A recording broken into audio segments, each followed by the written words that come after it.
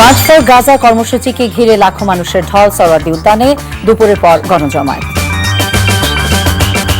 ইসলামী ব্যাংকগুলো একীভূত হওয়া ইতিবাচক বলছেন বিশ্লেষকরা। ব্যাংক খাত রাখতে হবে রাজনৈতিক হস্তক্ষেপ মুক্ত।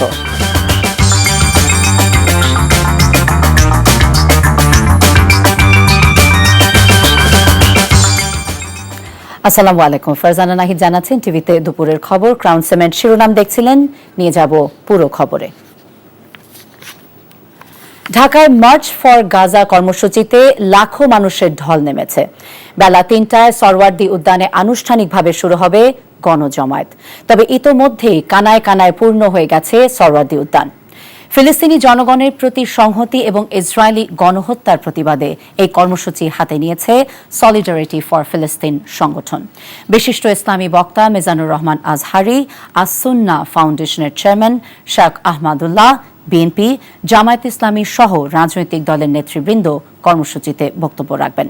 ইমরুল আহসানের রিপোর্ট। এ যেন মিছিলের শহর। ইসরায়েল বিরোধী স্লোগানে স্লোগানে উত্তাল ঢাকার রাজপথ। সকাল থেকে রাজধানীর বিভিন্ন পয়েন্ট দিয়ে প্রতিবাদী লাখো মানুষের স্রোত সোহরাওয়ার্দী উদ্যান অভিমুখে।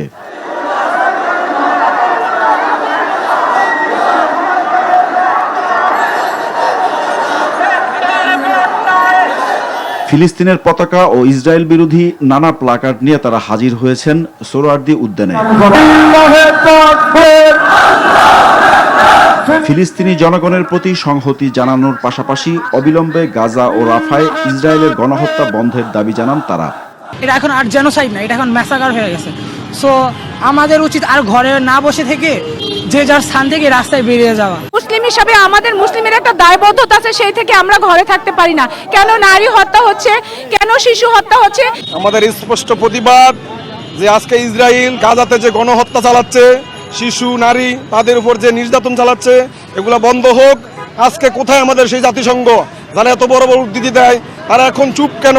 গাজাতে ফিলিস্তিনের উপরে যে আক্রমণ করতেছে, এগুলো প্রতিবাদ জানানোর জন্য আমরা আসছি।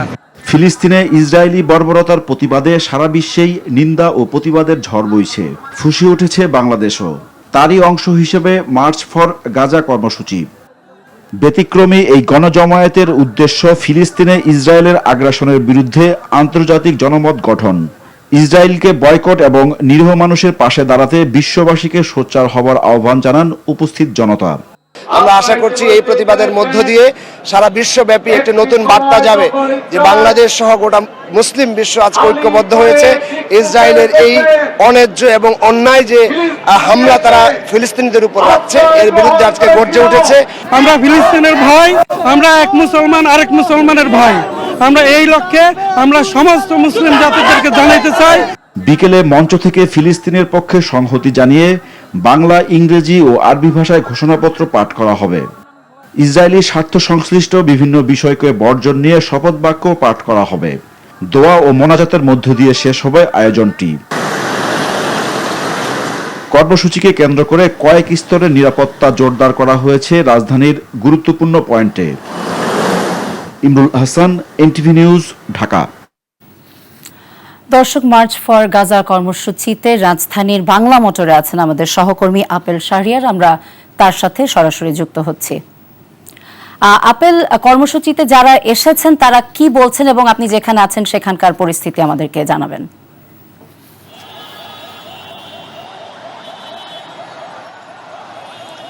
মার্চ ফর গাজার কর্মসূচিতে অংশ নিতে লাখো মানুষের ঢল এখন সোহরাওয়ার্দী উদ্যানের দিকে।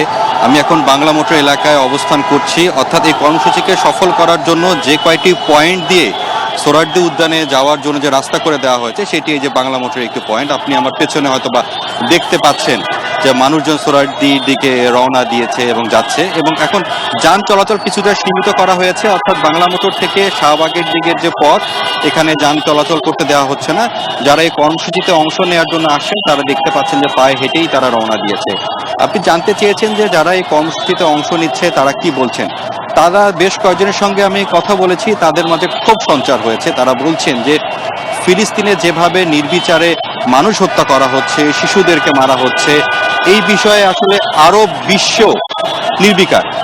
বলছেন যে সবার আওয়াজ তুলতে হবে এই আজকের এই কর্মসূচির মাধ্যমে বিশ্বে একটি জানান দেওয়া যে ফিলিস্তিনিরা কিন্তু একা নন, বাংলাদেশের মানুষও তাদের পাশে রয়েছে এবং যা যা করণীয় তারা করবেন। আজকের এই কর্মসূচির মাধ্যমে সেই বার্তা তারা দিতে চাচ্ছেন এবং এই কর্মসূচিতে দেখলাম যে নানা শ্রেণী পেশার মানুষই অংশ নিয়েছেন। শুধু যে রাজনৈতিক সামাজিক সংগঠনের ব্যানারেই যে এই কর্মসূচিতে যোগ দিচ্ছেন বিষয়টি কিন্তু তা নয়। আমি দেখছি ব্যক্তি পর্যায়ে অনেকে এসেছেন, অনেকে তার ছোট বাচ্চাকে নিয়ে এসেছেন, বেশ কয়েকজন শিক্ষার্থীর সঙ্গে আমি কথা বললাম, তারাও বলছেন যে এটি কোনোভাবেই মেনে নেওয়া যায় না। সাধারণ মানুষ খুশি উঠেছে এবং তাদের একটাই বক্তব্য যে আজকের যে কর্মসূচি এবং যে যারা এখানে বক্তব্য রাখবেন সোহরাওয়ার্দী উদ্যানে, সেই বক্তব্যের মাধ্যমে আসলে তারা একটি মেসেজ দিতে চান যে তাদের পরবর্তী যে করণীয় রয়েছে সেই করণীয় বিষয়েও তারা বলছেন যেখান থেকে হয়তো কোনো দিক নির্দেশনা আসবেন। তারা একটাই কথা বলছেন যে এই যে নির্বিচারে যে আগ্রাসন হচ্ছে, ইসরায়েলি আগ্রাসন, সেটি অবিলম্বে বন্ধ করতে হবে। না হলে সবাই ঐক্যমতের ভিত্তিতে কিভাবে একটি সমাধানের দিকে নেওয়া যায়। তো ফিলিস্তিনি রাষ্ট্রের যে এখন একটি দাবি উঠেছে, তারা বলছেন যে নানাভাবে যেভাবে আসলে ফিলিস্তিনিদেরকে দমন করা হচ্ছে, একটি রাষ্ট্রের দাবিতেও যে দীর্ঘদিন ধরে যে আন্দোলন, সেটি একটি সুযোগ। তারা বলছেন যে ইসরায়েলি আগ্রাসনের মাধ্যমে তারা নিজেরাই তাদের বিপদ ডেকে এনেছে। এখন সারা বিশ্বের মানুষ এক হবে এবং তারা এই যে একটি বার্তা দেওয়ার জন্য যে ফিলিস্তিনি রাষ্ট্র গঠনের আন্দোলনও তারা এখান থেকে করতে চাচ্ছেন। একদিকে হচ্ছে যে নির্বিচারে যে গণহত্যা চালানো হচ্ছে ফিলিস্তিনে সেটি বন্ধ, পাশাপাশি ফিলিস্তিনি রাষ্ট্র গঠনের জনমত গঠনের জন্য তারা দাবি উঠাচ্ছেন এবং আরবরা যে নিশ্চুপ, আরব বিশ্বরাও কেউ একটি আঙ্গুল দিয়ে দেখানোর জন্য যে বাংলাদেশের মানুষও কিন্তু বসে নেই।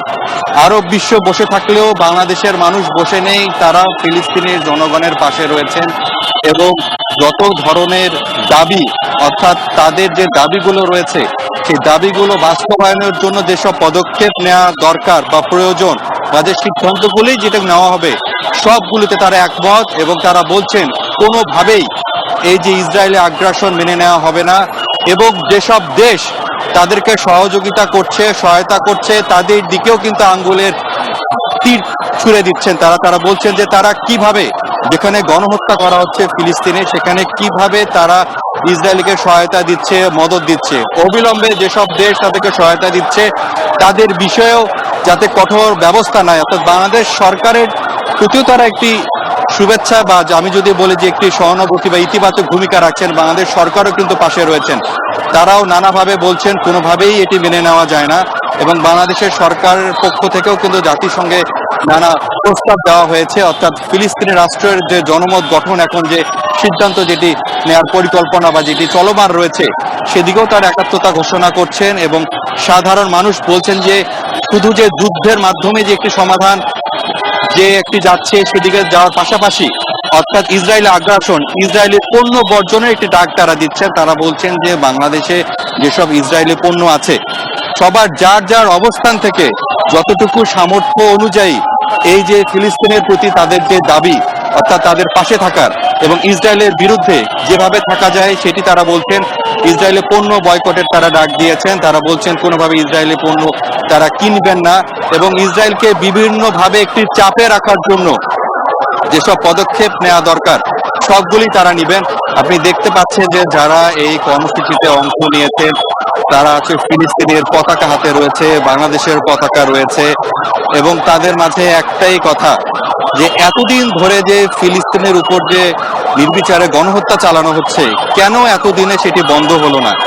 আমরা যেভাবে আরব বিশ্ব, সৌদি আরব থেকে শুরু করে যে মধ্যপ্রাচ্যের যে দেশগুলো রয়েছে, মুসলিম দেশ, যেদিকের দিকে আমরা অনেক সময় তাকিয়ে থাকি, এই কথাগুলো হচ্ছে সাধারণ মানুষ যাদের সঙ্গে আমি কথা বলছি তারা বলছেন যে আমরা যে তাকিয়ে থাকি তারা কেন নিশ্চুপ রয়েছেন, তারা কেন আওয়াজ তুলছেন না।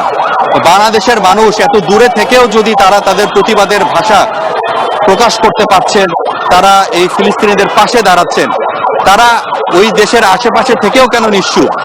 এবং তারা একটি কষ্টের কথা বলছেন যে ফিলিস্তিনি শুধু যে গণহত্যা চালাচ্ছেন বিষয়টি তা নয়, একই সঙ্গে সেখানে যে মানবিক সাহায্য, খাবার দেওয়ার কথা সেগুলো তারা বন্ধ করে রেখেছে। কোনোভাবেই তারা চাচ্ছেন না যে সেখানে ফিলিস্তিনের গাজা উপত্যকায় যে খাবার যাতে পৌঁছানো না যায়। এই যে মানবিক সংকটও তারা তৈরি করছে, এটা তো কোনোভাবে মেনে নেওয়া যায় না। দর্শক, আমরা বাংলা মোটর থেকে মার্চ ফর গাজা কর্মসূচির খবর জানছিলাম। মার্চ ফর গাজা কর্মসূচির খবর সংগ্রহে রাজধানীর 0 পয়েন্টে আছেন আমাদের আরেক সহকর্মী নাজিবুর রহমান। তার সাথে এবারে যুক্ত হচ্ছি আমরা। নাজিব, এই কর্মসূচি নিয়ে আপনার কাছে কি খবর আছে?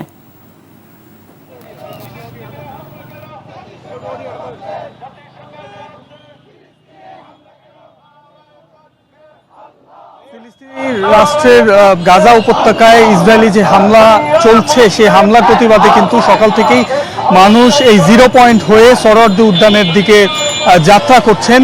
সেটি বাদ জোহর অর্থাৎ জোহরের নামাজের পর কিন্তু সেই ভিড় অনেকটাই বেড়েছে। আপনি নিশ্চয়ই দেখতে পাচ্ছেন যে বিশাল সব মিছিল নিয়ে সোহরাওয়ার্দী উদ্যানের অভিমুখে যাত্রা করছেন বাঙালি দলমত নির্বিশেষে সকল স্তরের মানুষ।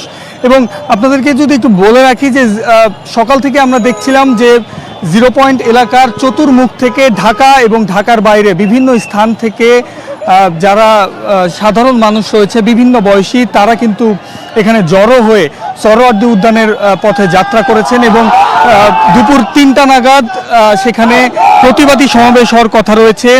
এই মিছিল ধরেই কিন্তু মানুষ সেখানে উপস্থিত হচ্ছেন। আপনাদেরকে আরও একটি তথ্য জানাতে চাই, কিছুক্ষণের মধ্যে মিজানুর রহমান আজহারী এবং বাংলাদেশের অন্যান্য যারা ওলামা এবং স্কলার রয়েছে তারা এখানে উপস্থিত হওয়ার কথা রয়েছেন এবং তারপর একটি বড় মিছিল নিয়ে সেখানে সোহরাওয়ার্দী উদ্যানে যেখানে প্রতিবাদী সমাবেশ স্থল সেখানে তারা পৌঁছবেন এমনটি আমরা জানতে পেরেছি।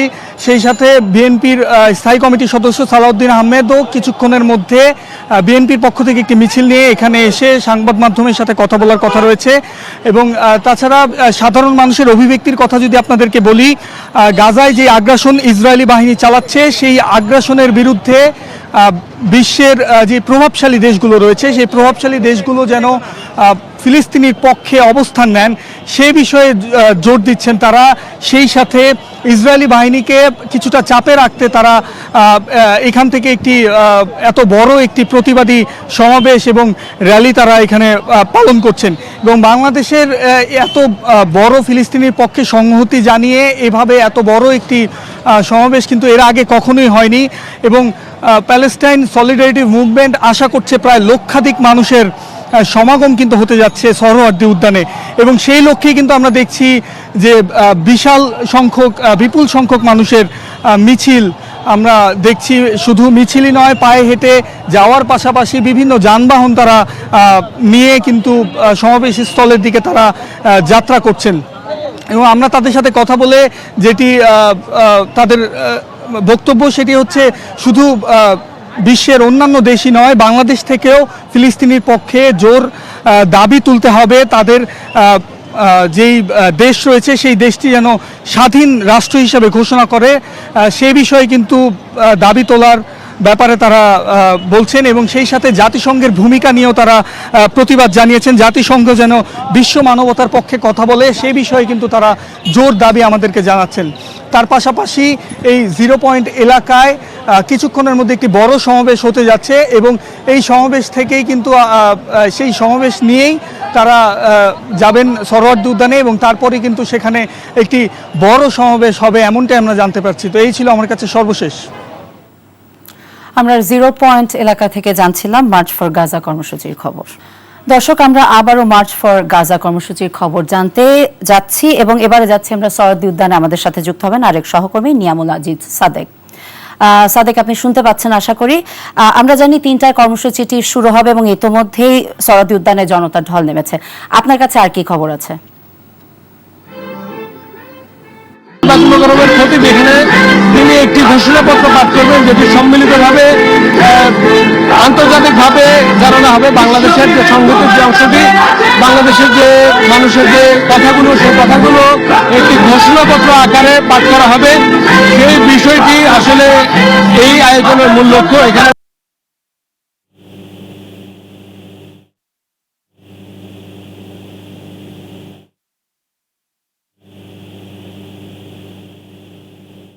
সোহরাওয়ার্দী উদ্যান থেকে আমরা জানছিলাম মার্চ ফর গাজা কর্মসূচির খবর।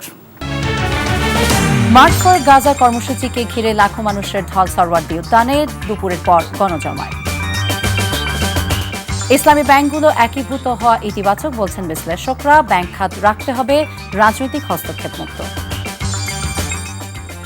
এই ছিল দুপুরের খবরে। এই খবরের ভিডিও সহ আপডেট জানতে ভিজিট করুন এনটিভি অনলাইন www.ntvd.com। এছাড়া এনটিভি জনপ্রিয় সব অনুষ্ঠান এবং খবরের আপডেট জানতে ভিজিট করুন আমাদের ইউটিউব এবং ভেরিফাইড ফেসবুক পেজ। 5টা দেশের খবর দেখার আমন্ত্রণ রইল। সবাইকে ধন্যবাদ।